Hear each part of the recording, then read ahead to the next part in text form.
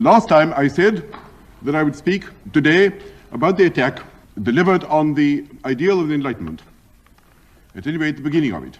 I think it would be only fair to tell you what the general program of these lectures is to be.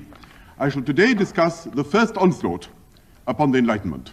Next time I propose to continue with that, and in particular to deal with the attitudes and the ideas and the effects of the ideas of Rousseau, Kant, and Schiller. In the fourth lecture, I propose to deal with the rise, the real full blast effect of Romanticism, both upon the arts and upon literature and on thought and life. In the fifth lecture, I propose to deal with the specific results of it in the early 19th century, and in particular in France. And in the last lecture, I propose to try and draw a summary of all that I've said and consider what parts of it are alive and what parts of it are dead for us now, and what effect it has had, is having, and even perhaps is likely to have upon our own lives. Let me therefore go back to the subject of which I spoke. The Enlightenment of the late 17th and early 18th century needs some definition. There are certain propositions, if we like to boil them down to that, which are, as it were, the three legs upon which the whole Western tradition rested. These are not confined to the Enlightenment, although the Enlightenment gave a particular version, transformed them in a particular manner.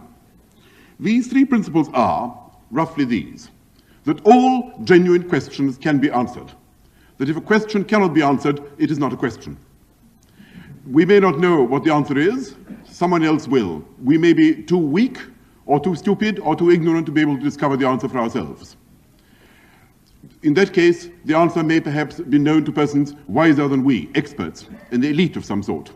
We may be sinful creatures and therefore incapable of ever arriving at the truth by ourselves. In that case, we shall not know it in this world, but perhaps will in the next.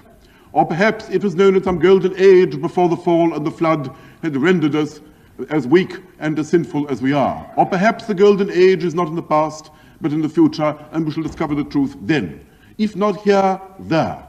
If not now, at some other time. But in principle, the answer must be known, if not to men, then at any rate to an omniscient being, to God.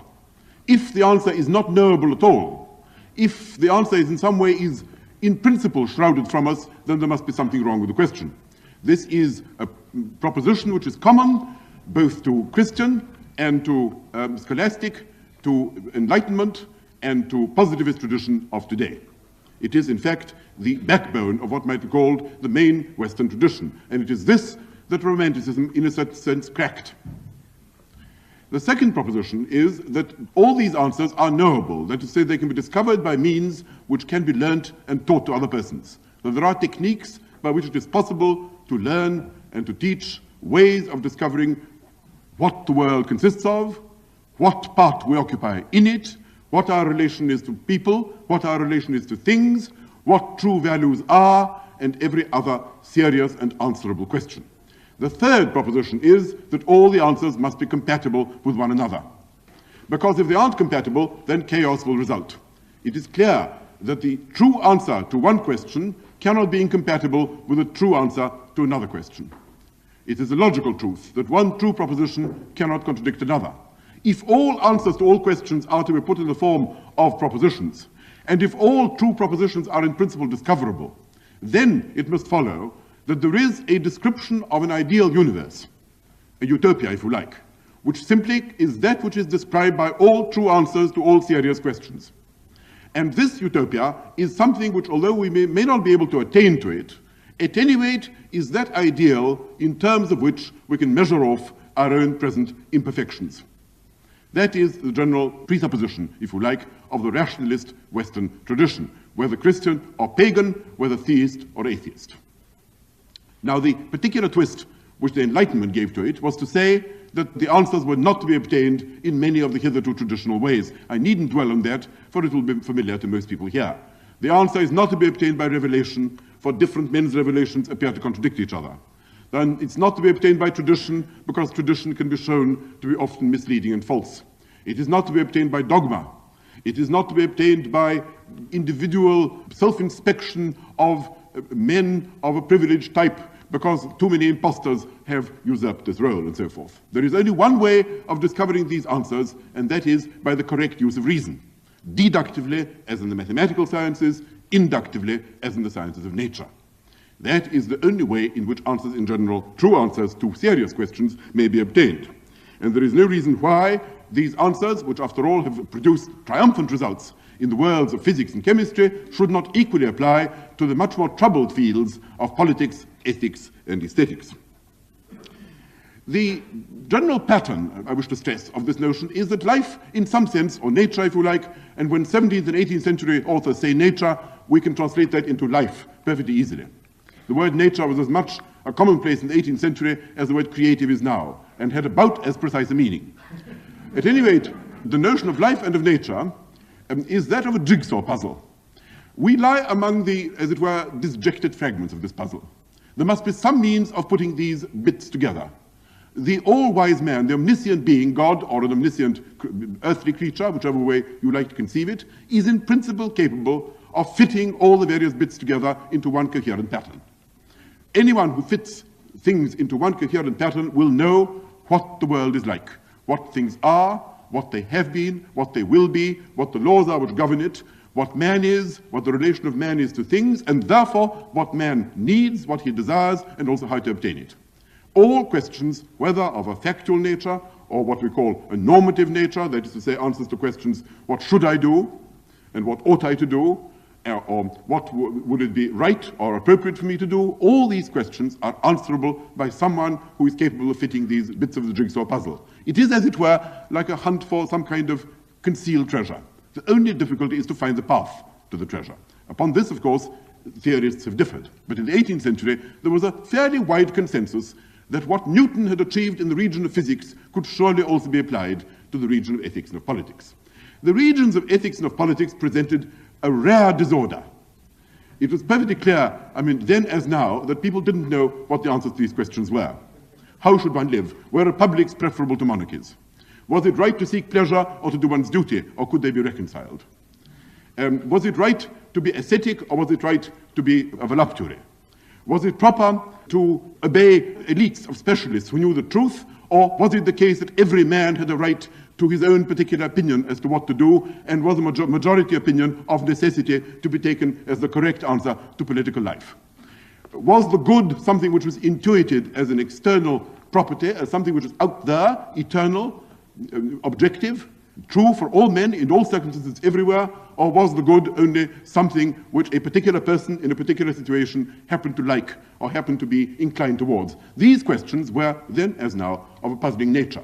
It was quite natural that people should say, here was Newton who had found physics in a very similar state, with a great many crisscrossing hypotheses founded upon a great deal of classical and scholastic error.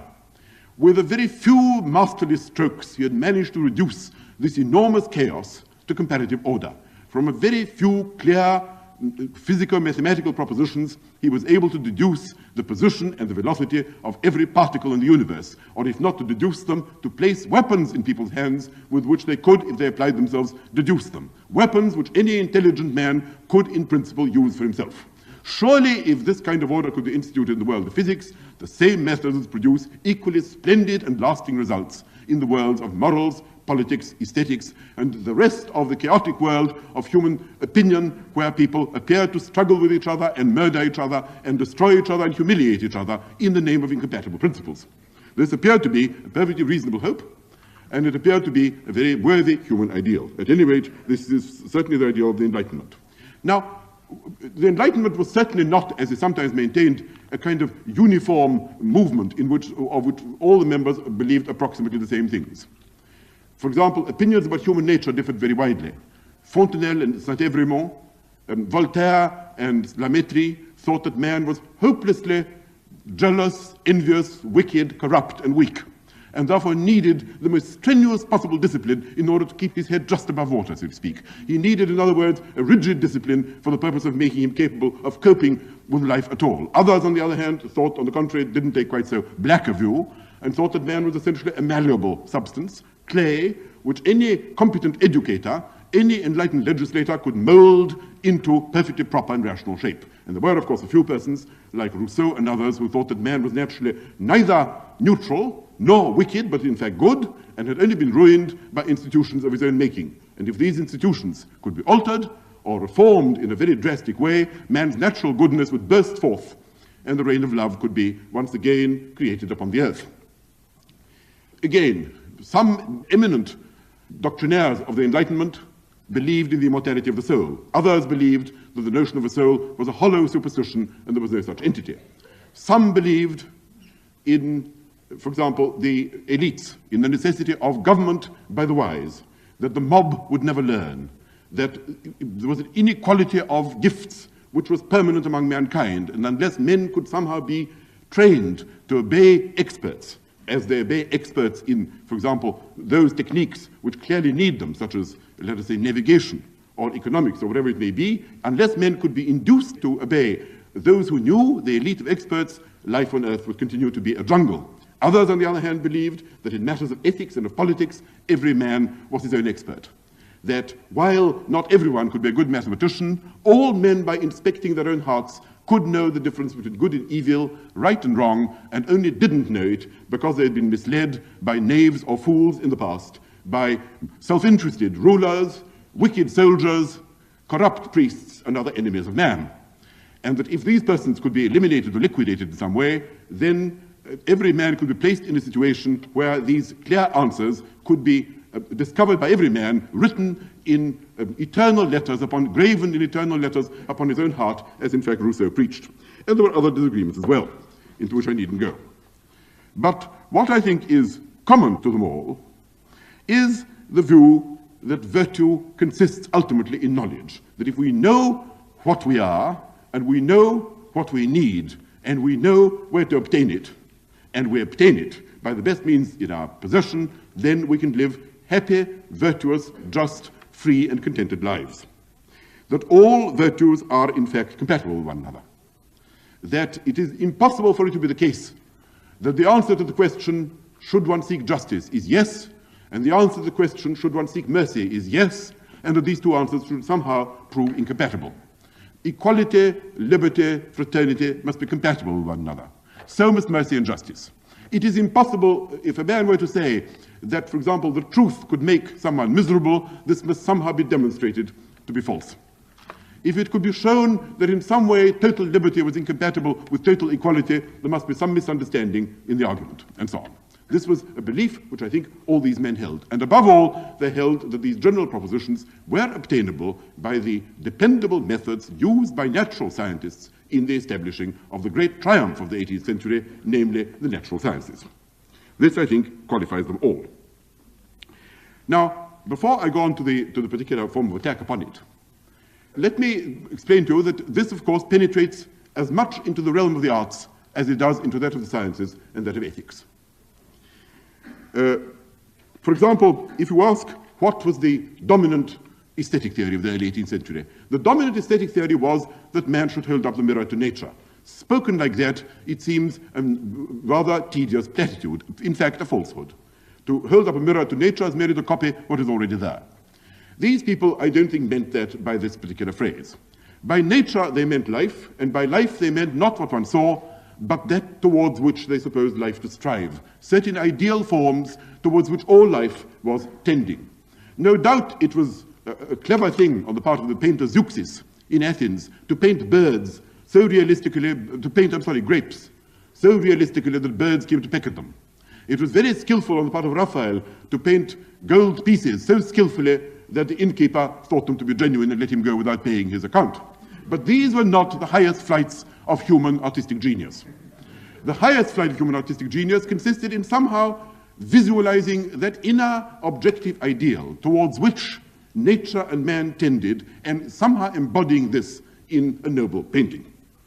That is to say, there is some kind of universal pattern, and this universal pattern the artist is able to incorporate in images as the philosopher or the scientist is capable of incorporating in propositions. Let me read you a very typical statement by Fontenelle, who was the most representative of all figures of the Enlightenment and led a very careful and very rational life which enabled him to live to the age of 100. He said, "A work of politics, morals, criticism, possibly even of literature, will be finer, all things considered, if made by the hands of a geometer." That is because geometers are persons who understand the rational interrelationships of things. And anybody who understands the pattern which nature follows, because nature is surely a rational entity, otherwise man would not be able to conceive it or understand it at all. That was the argument. If anyone who can do that is surely able to elicit from the apparent chaos and confusion of nature those eternal principles, those necessary connections which bind together the eternal and objective elements out of which the world is composed. Monsieur Rapin in the 17th century said, Aristotle's poetics is only nature reduced to method, good sense reduced to principle. And Pope repeated that in famous lines, saying, those rules of old, discovered, not devised, are nature still, but nature methodized.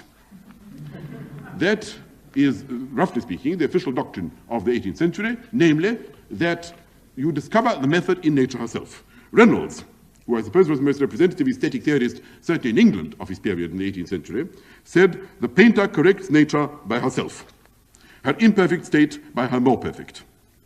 He makes out an abstract idea of forms more perfect than any one in the original. This is the famous ideal beauty by which he says, by this Phidias acquired his immortal fame. Therefore, we must understand what it is that nature, what the ideal consists of. The ideal is there are certain persons, for example, who are more eminent than others. Alexander the Great is a more splendid figure than a lame or blind beggar, and therefore deserves more of the artist than the lame or blind beggar who is a mere accident of nature. Nature tends towards perfection. We know what perfection is by some inner sense which tells us what is norm and what is abnormal, what is the ideal and what is the deviation from this ideal. Therefore, says Reynolds with great firmness, if Alexander had happened to be of low stature, do not render him so. Bernini should never have let David bite his lower lip, because that is a mean expression inappropriate to royal rank. If St. Paul was of mean appearance, as we are told, Raphael was right not so to draw him. And Perrault, writing towards the end of the 18th century, says, it is a great pity that Homer allows his heroes to be too familiar with swineherds. He doesn't, I suppose, doesn't wish to deny that perhaps Homer's heroes or persons whom he drew, who his originals, might have been as familiar with swineherds as in fact they're represented as being, but if so, they shouldn't have been. And the business of the painter is not simply realistically to reproduce what is there. That is what the Dutch too often do, and this merely populates the world with a number of copies of entities which originally had no need to be there. The purpose of painting is to convey to the questing intellect or the questing soul what it is that nature seeks after. Nature seeks after beauty and perfection. All these people believe that.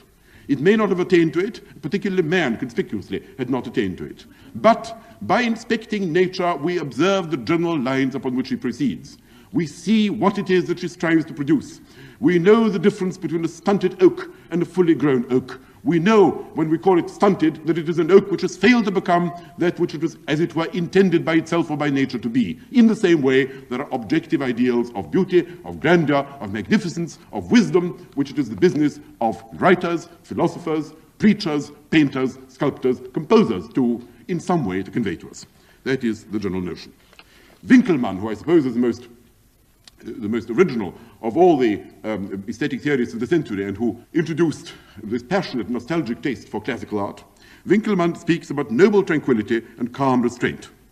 Why noble tranquility? Why calm restraint? He doesn't any more than anyone else suppose that all the ancients were nobly tranquil or calmly restrained.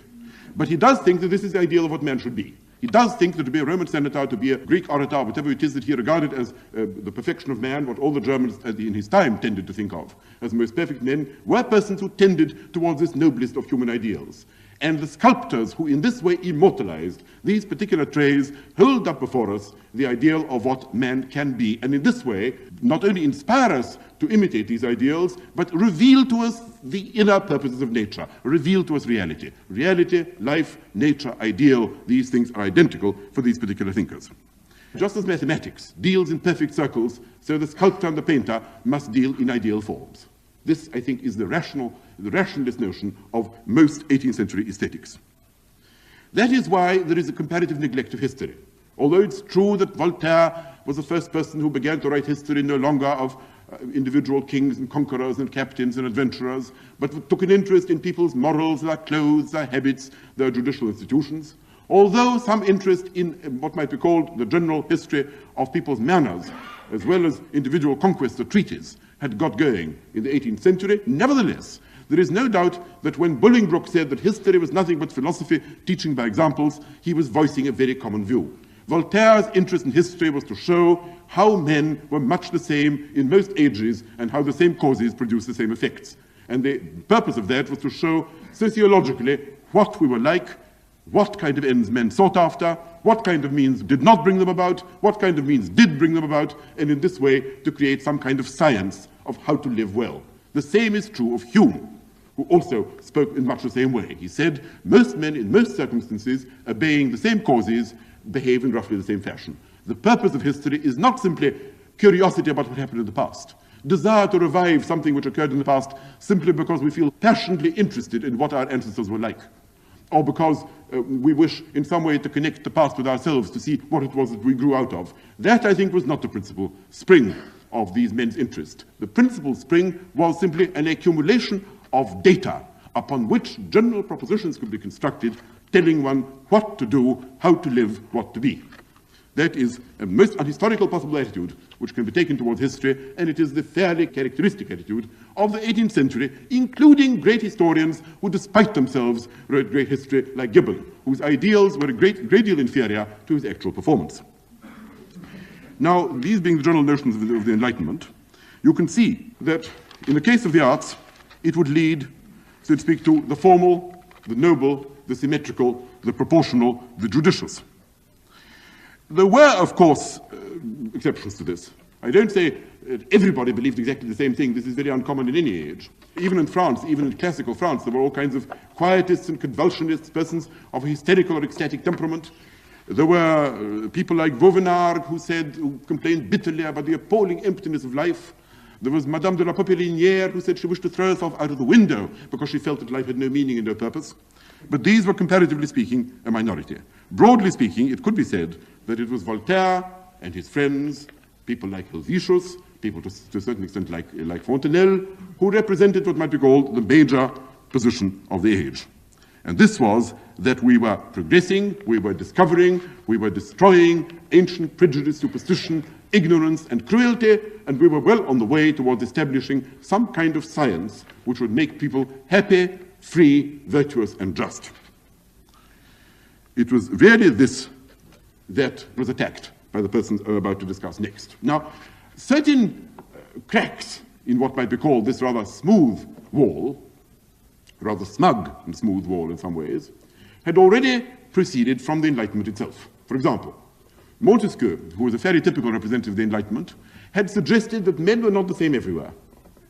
And this proposition, which had already been uttered by a good many Greek sophists, but had been forgotten, I think, intermediately, in a certain sense did make a sort of dent in the general picture, though not a very deep one. His point was that if you were a Persian and brought up in the Persian conditions, you might not want what you would want if you were a Parisian and brought up in Paris. That men were not made happy by the same things. That the attempt to foist upon the Chinese things which delighted the French, or upon the French things which delighted the Chinese, would cause misery in both places. And that therefore one had to be very careful in altering laws, in reforming, in generally speaking looking after people, if one was a statesman or a politician, or even in personal relations, in friendship, in family life, to consider very carefully what are the actual needs, what is the process of growth, what are the conditions in which a specific body of persons grew up. He attached enormous importance to soil, climate, and political institutions. Others attached importance to other factors. But whichever way you look at it, the general notion was that of a general relativism, that what did for people in Birmingham would not do for people in Bokhara, roughly speaking. Now, in a sense, of course, this did contradict the proposition that there were certain objective, uniform, eternal, fixed entities, for example, certain forms of pleasure, which pleased everyone everywhere, that there were certain true propositions which all men at all times could have discovered for themselves, but only failed to do because they were too stupid or placed in unfortunate circumstances. So there is a form of life which, once it is introduced into the universe, could be made, could be, as it were, fixed as eternal, would not need to be altered because it was perfect, because it satisfied the permanent interests and desires of men. It did contradict that. But it didn't contradict it very sharply. All it said was that all men in fact sought the same thing, namely happiness, contentment, harmony, justice, liberty. None of this he denied. But different circumstances made different means of attaining it necessary. This was a very sensible remark and didn't in principle contradict the foundations of the Enlightenment. He did make an observation which did shock people. He said, when Montezuma said to Cortes that the Christian religion was all very well for Spain, but that the Aztec religion might be best for his people, what he said was not absurd. This, of course, did shock both parties. It shocked the Roman Church and it shocked the left wing. It shocked the Roman Church for obvious reasons. It shocked the left wing because they too knew that since what the Catholic Church said was false, the opposite was true. Since what the Aztec religion said was false, the opposite was true. And therefore the notion that propositions which might not themselves appear true to us, yet might do for some other culture, that in fact one ought to estimate the value of religious truths not in accordance with some objective standard of truth, but some much more flexible, pragmatic means. Namely, whether it made the people who believed in them happy, suited their way of life, developed certain ideals among them, fitted into their general texture of their life and their experience, that did appear to both sides, both the Roman Church and the atheistical materialists, as being in some sense a betrayal. Nevertheless, this is, roughly speaking, the kind of criticism which Montesquieu brought. And, as I say, it modified the picture somewhat. It did modify the proposition that there were eternal truths, eternal institutions, eternal values suitable for everyone everywhere. You had to be more flexible. You had to say, well, not eternal perhaps, not everywhere. Most people in most places, with due adjustment made for time and place. But if you did that, you could still preserve the foundations of the views of the Enlightenment. A somewhat deeper breach was made by Hume.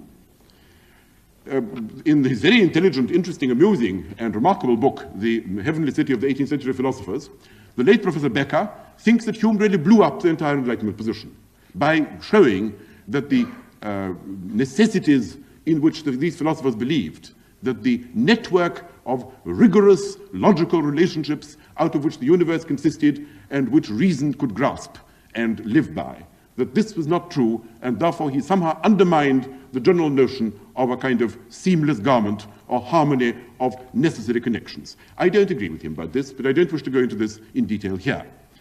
Hume's chief service in the attack on the Enlightenment consisted, and it was, he certainly didn't appear to himself to be doing this, consisted in doubting whether two propositions. One, whether the causal relationship was something which we directly perceived or indeed knew to exist at all. He said that so far from things being necessitated by other things, they just followed along in a regular manner without being necessitated. Instead of saying causes must produce effects, or this event must produce that event, or this situation cannot help arising from that situation, all you needed to say was, usually the situation follows this situation. Normally this thing is to be found before or at the same time as or after that thing. So that for factual purposes, it didn't make a great deal of difference. The second proposition, more important for our purposes, is that when he asked himself how he knew that there was an external world at all, he said he couldn't deduce it logically. There was no way of demonstrating that tables existed. There was no way of demonstrating that at this moment, said Hume, I am eating an egg or I am drinking a glass of water. Demonstrating, no. I can demonstrate things in geometry. I can demonstrate things in arithmetic. I can demonstrate things in logic. I might, I suppose, be able to demonstrate things in heraldry or chess or other sciences which follow from artificial rules conventionally established. But I can't prove with mathematical certainty that anything exists. All I can say is that if I ignore it, I shall rue it. If I suppose that there is no table in front of me and walk into it, I shall probably suffer discomfort. But demonstrate it in the sense in which I can demonstrate mathematical propositions, demonstrate it in the sense in which I can demonstrate a proposition in logic where the opposite is not merely false but meaningless, that I cannot do.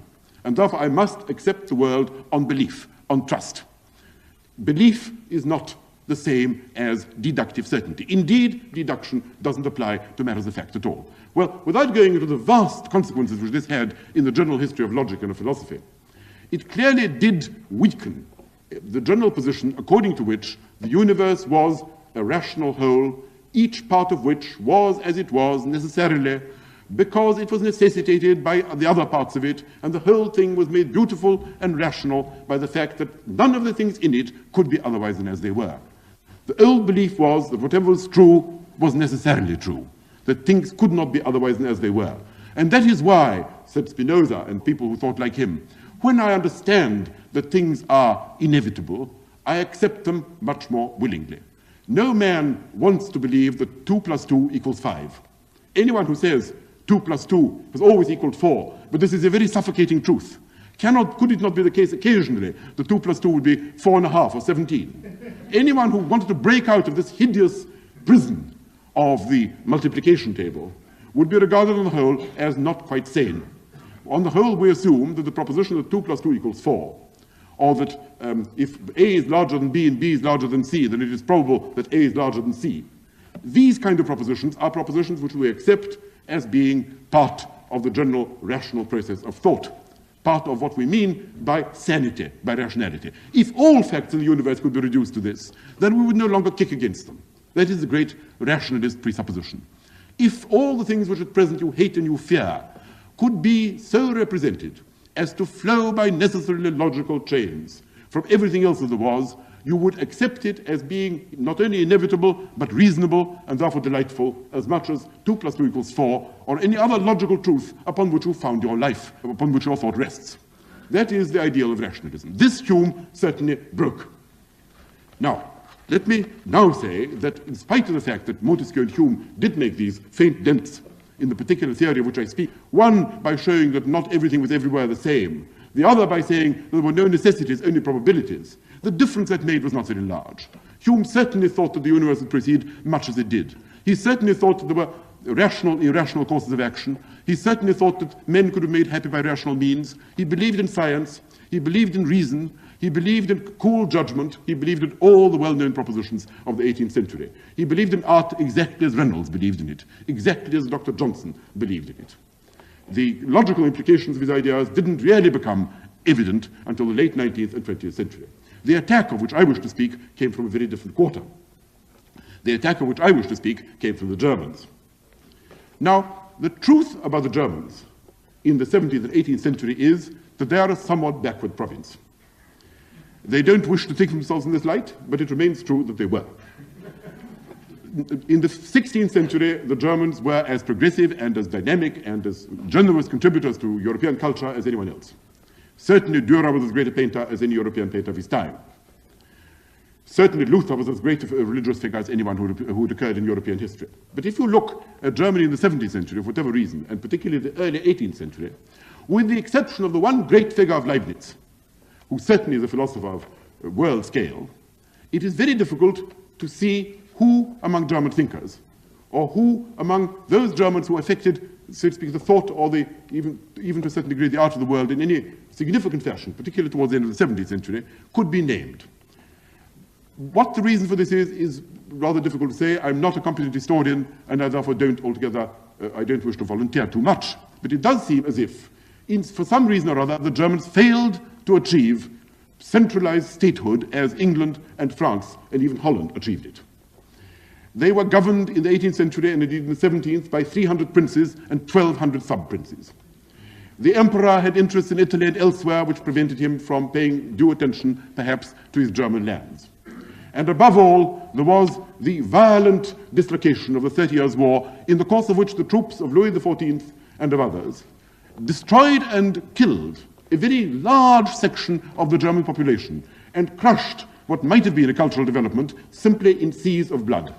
This was a misfortune of an unexampled kind in European history. And such a number of persons had never been killed for any reason before since the days of Genghis Khan. And the misfortune to Germany was crushing, and it crushed her spirit to a very high degree. With the result, for one reason or another, that German culture became provincialized, became disrupted into these tiny, stuffy provincial courts. There was no Paris, there was no center, there was no life, there was no pride, there was no sense of growth, dynamism, and power. German culture drifted into either extreme scholastic pedantry of a Lutheran kind, scholarship of a minute but rather dry kind, or else into a revolt against this scholarship in the direction of the inner life of the human soul. This was no doubt stimulated by Lutheranism as such, but particularly by the fact that there was a kind of huge national inferiority complex which I think began at that period, vis-à-vis the great progressive Western states, vis-à-vis particularly the French. This brilliant, glittering state which had managed to crush and to humiliate them. This great country which dominated the sciences and the arts and all the provinces of human life with a kind of arrogance and success unexampled hitherto. And this did plant in Germany a permanent sense of sadness and humiliation, which may be discovered in the rather sad German literature, ballad literature and popular literature of the end of the 17th century, and even in the art in which the Germans excelled, even in music, which tends to be domestic, religious, passionate, inward, and above all, different from the glittering court art and the splendid secular achievements of composers like Rimbaud and Couperin. There's no doubt that if you compare someone like Bach and his contemporaries, and Telemann, with French music of that period, even though Bach's genius is incomparably greater, the whole atmosphere, the whole tone, so to speak, of his music is much more confined to the particular, I won't say provincialism, but at any rate, the sort of inner religious life of the city of Leipzig, or wherever he might have happened to live, and was not intended to be an offering before the glittering courts of Europe or the general admiration of mankind in the way in which the paintings and the musical compositions of the English, the Dutch, the French, and the other leading nations of the world obviously were so intended. At any rate, that is what occurred, and the Pietist movement, about which I wish to say a few words, because it really is the root of Romanticism, the Pietist movement became deeply embedded in Germany. Pietism was a branch of Lutheranism, and it consisted in careful study of the Bible, profound respect for the personal relationship of man to God, therefore emphasis upon the spiritual life, contempt for learning, contempt for ritual and for form, contempt for pomp and ceremony, and a tremendous emphasis upon the individual relationship of the individual suffering human soul with her maker. Spener, Franke, Zinzendorf, Arnold, all these founders of the Pietist movement were men who in some way managed to bring comfort and salvation to a large collection of socially crushed and politically miserable human beings. So that in a certain sense, what occurred was a kind of retreat in depth. Let me tell you that it sometimes happens in human history, even though parallels may be dangerous, that when the natural road towards human fulfillment is in some way blocked, human beings retreat into themselves, become wrought up in themselves, and try and create inwardly that world which some evil fate has denied them externally. This is certainly what happened in ancient Greece, when Alexander the Great began to destroy the city-states, and the Stoics and Epicureans began to preach a morality of personal salvation, which took the form of saying that politics was unimportant, civil life was unimportant, all these great ideals held up by Pericles and by Demosthenes, by Plato and by Aristotle, were trivial and as nothing before the imperative need of personal individual salvation. This was really a very grand form of sour grapes. If you cannot obtain that which you really desire from the world, you must teach yourself not to want it. If you cannot get what you want, you must teach yourself to want what you can get. This is a very frequent form of, so to speak, spiritual retreat in depth into a kind of inner citadel, in which you try and lock yourself up against all the fearful ills of the world. The king of my province, the prince, confiscates my land. I don't want to own land. The prince doesn't wish to give me rank. Rank is trivial, unimportant. The king has robbed me of my possessions. Possessions are nothing. My children have died of malnutrition and disease. Earthly possessions, even children, love of children, is as nothing before love of God, and so forth. So that you gradually hedge yourself round by a kind of tight wall in which you seek to reduce the vulnerable surface. You want to be as little wounded as possible. Every kind of wound is being heaped upon you. And therefore you wish to contract yourself into the smallest possible area so that as little of you as possible is exposed to wounds. This is, in a sense, the mood in which the German pietists operated. And the result of that was an intense inner life, a great deal of very moving and very interesting, but highly personal, violently emotional literature, hatred of the intellect, and above all, of course, violent hatred of France, of wigs, of silk stockings, of salons, of corruption, of generals, of emperors, of all the great and magnificent figures of this world who are simply incarnations of wealth, wickedness, and the devil. This is a natural reaction, so to speak, on the part of a pious and humiliated population. And has happened since that day in other places as well. It's a particular form, so to speak, of anti-culture, anti-intellectualism, and xenophobia, to which the Germans were at that particular moment particularly prone. This is the provincialism which some of the German thinkers cherished and adored in the 18th century, and against which Goethe and Schiller fought all their lives. Now, let me give you a typical quotation, I think, from Zinzendorf, who I suppose was the leader of the Herrenhuter, which was a sort of section of the Moravian Brotherhood, which was a large section of the pietist population, of the pietist group. He said, "Whoso wishes to grasp God with his intellect becomes an atheist." And this was simply an echo of Luther, who said, "Reason is a whore and must be avoided." Now, let me give you a social fact about these Germans, which I think is not altogether irrelevant. If you ask who were the Germans of the 18th century, who were the thinkers who most influenced Germany and of whom we have heard, there is a rather peculiar sociological fact about them, which in a sense supports the thesis which I wish to put before you, which is that the whole thing is a product of wounded national sensibility and of dreadful national humiliation, the whole of the roots of the Romantic movement, really, on the part of the Germans. If you ask who their thinkers were, you will find that in contrast to the French, they came from an entirely different social milieu. Lessing, Kant, Herder, Fichte were all very humbly born. Hegel, Schelling, Schiller, Hölderlin were lower middle class. Goethe was a rich bourgeois, but only attained to a proper title later. Only Kleist and Novalis were what would in those days be called country gentlemen. The only persons with any degree of aristocratic connection which could be said to take part in German literature, German life, German painting, any kind of German civilization, whom I could discover, were the two brothers, Counts Stolberg and the mystic Baron Eckartshausen. Not exactly first-class figures, not exactly figures in the front rank. If, on the other hand, you think about the French of this period, of all the radicals, the left wing, the most extreme, so to speak, opponents of orthodoxy, of the church, of the monarchy, of the status quo, all these persons came from a very, very different world. Montesquieu was a baron. Condillac was a count. Condorcet was a marquis. Mably was both an abbé and a count. Buffon became a count. Volney was well born, and so was the Baron Lambert. D'Alembert was the illegitimate son of a nobleman. Helvetius was not noble, but his father had been doctor to Madame, and he was a millionaire and a tax farmer and moved in court circles. Baron Grimm and Baron Holbach were two German barons who came to live in Paris from the Rhineland, one from the Rhineland, one from near Bohemia. There were a certain number of abbés. The Abbé Galliani was the secretary at the Neapolitan embassy. The Abbé Morellet and the Abbé Reynal were of good origin. Even Voltaire came from the minor gentry. Only Diderot and Rousseau were commoners, real commoners. Diderot really did come from the poor. And Rousseau was a Swiss, and therefore doesn't count in this particular category. And consequently, the point I wish to make is that these persons spoke with a different language.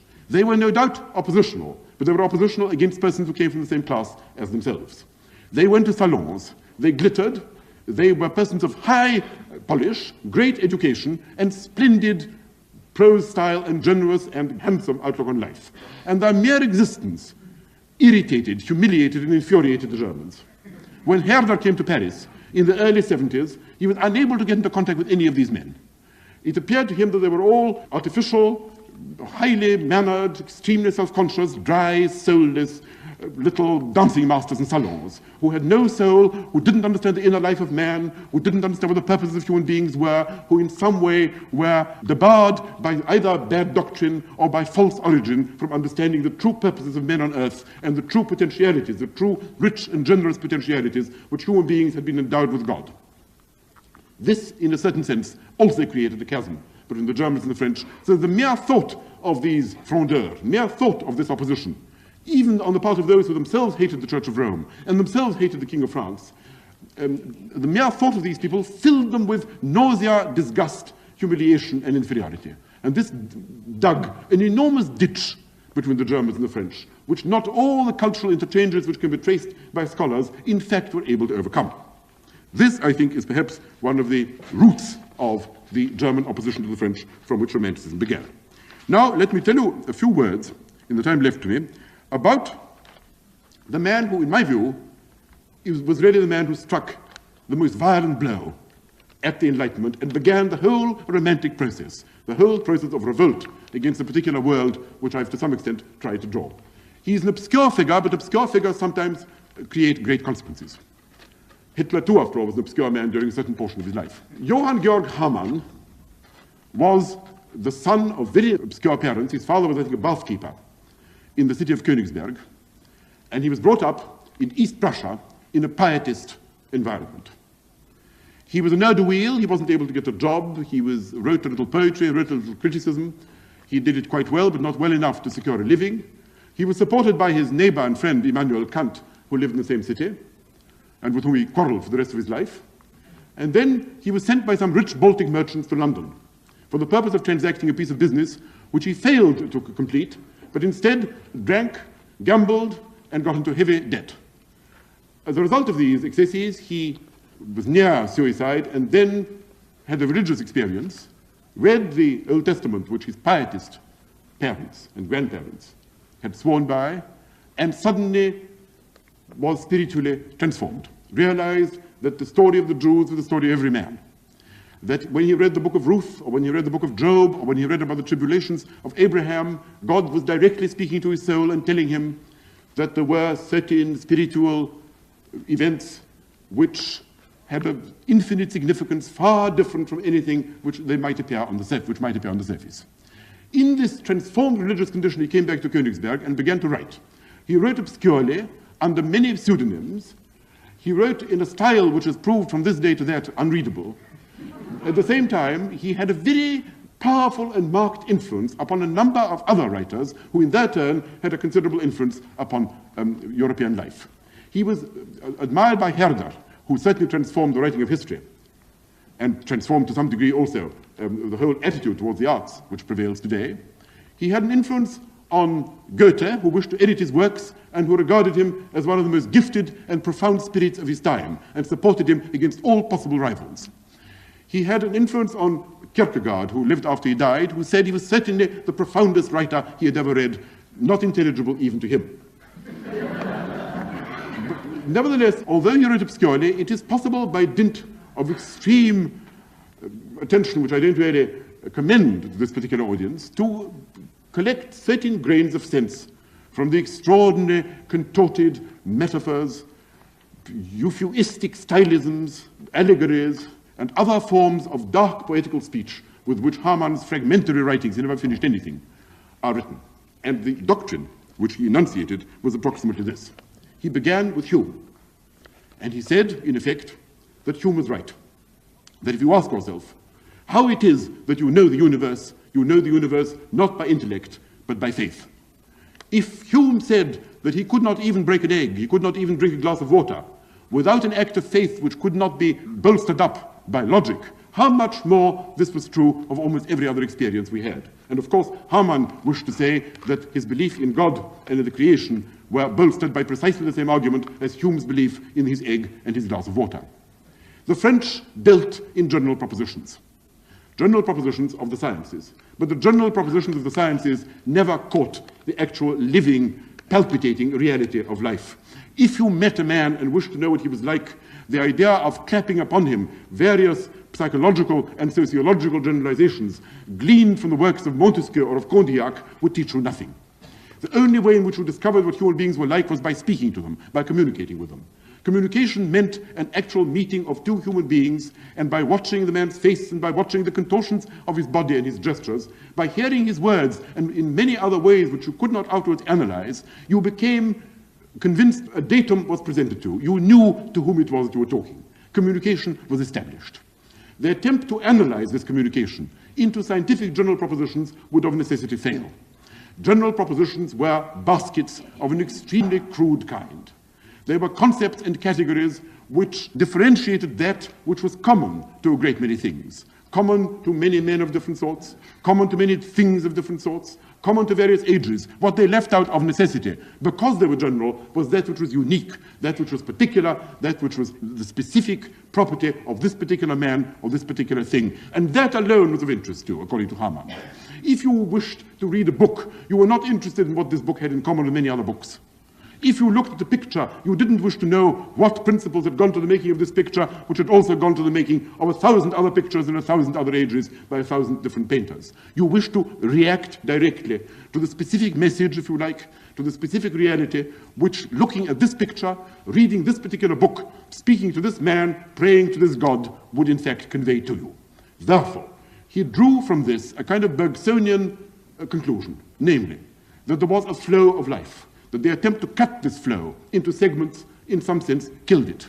That the sciences are very well for their own purposes. If you wished to discover about how to grow plants, and even then not always correctly, if you wish to know about some kind of general principles about the general properties of bodies in general, whether physical or chemical, if you wish to know about what climates would assist, what kind of growths to develop in them, and so forth, no doubt the sciences are very well.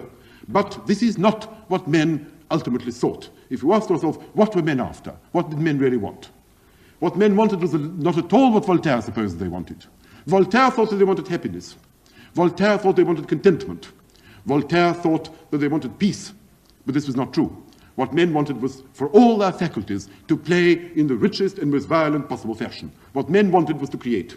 What men wanted was to make. And if this making led to clashes, if it led to wars, if it led to struggles, then this was part of the human lot. A man who had been put in a Voltairean garden, pared and pruned, as it were, who had been brought up by some wise philosopher in knowledge of physics and the knowledge of chemistry and the knowledge of mathematics and in knowledge of all the sciences which the encyclopedists had recommended, such a man would in fact be a form of death in life. The sciences, if they were applied to human society, would lead to a kind of fearful bureaucratization, he thought. For him, scientists, bureaucrat, persons who made things tidy, every form, smooth Lutheran clergymen, deists, everybody who wanted to put things in boxes. Everybody who wished to assimilate one thing to another, who wished to prove, for example, that creation was really the same as obtaining of certain data which nature provides and their rearrangement in certain pleasing patterns. Whereas, of course, for Hamann, creation was the most ineffable, indescribable, unanalyzable personal act by which a human being in some way laid his stamp upon nature, allowed his will to soar, spoke his word, uttered that which was within him and which would not brook any kind of obstacle.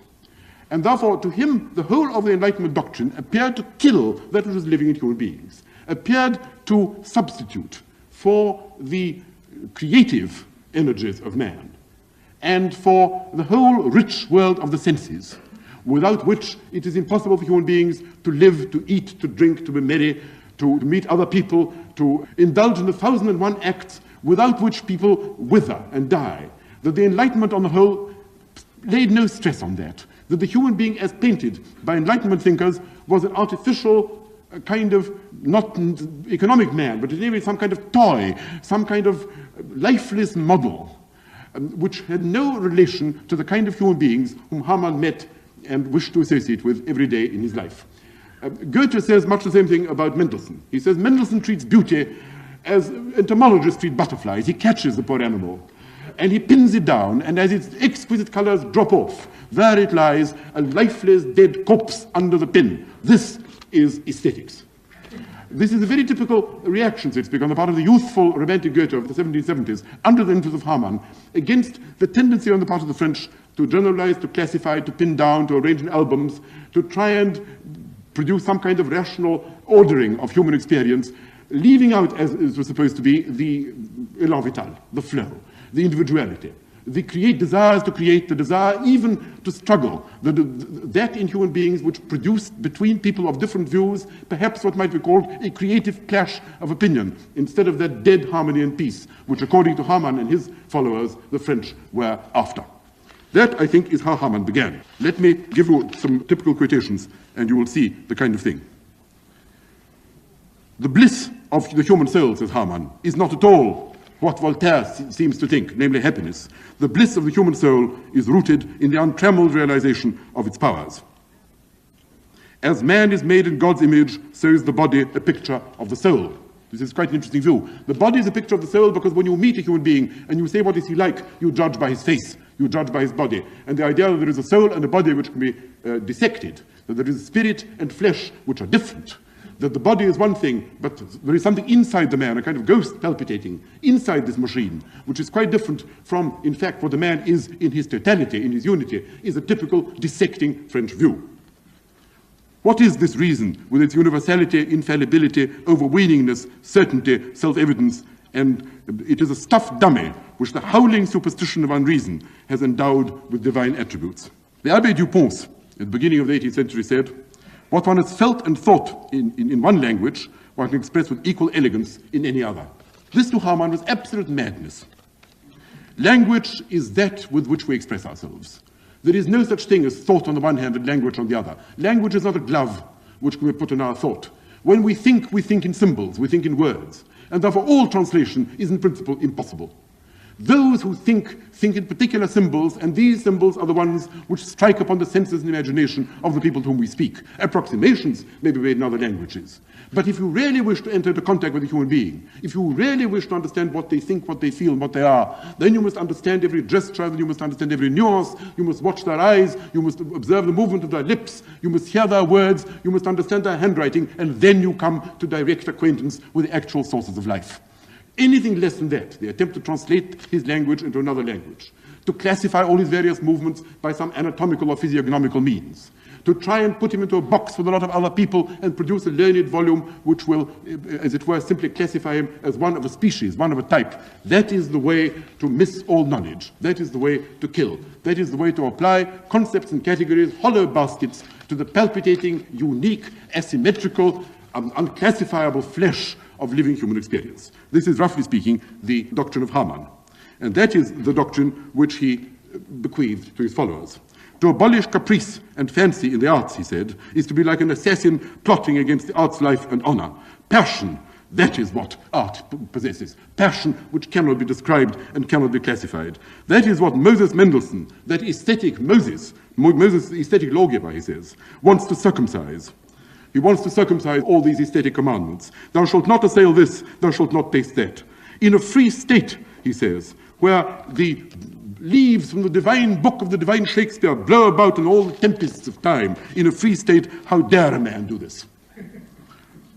Goethe said about him, in order to achieve the impossible, he stretches his hand to all the elements. All that a man undertakes must spring from his united powers. All separation is to be rejected. I must, I think, stop at this point. In my next lecture, I propose to go on with the influence of Hamann upon the German Romantics and the very violent impact which they thereupon made upon the body of the French Enlightened establishment.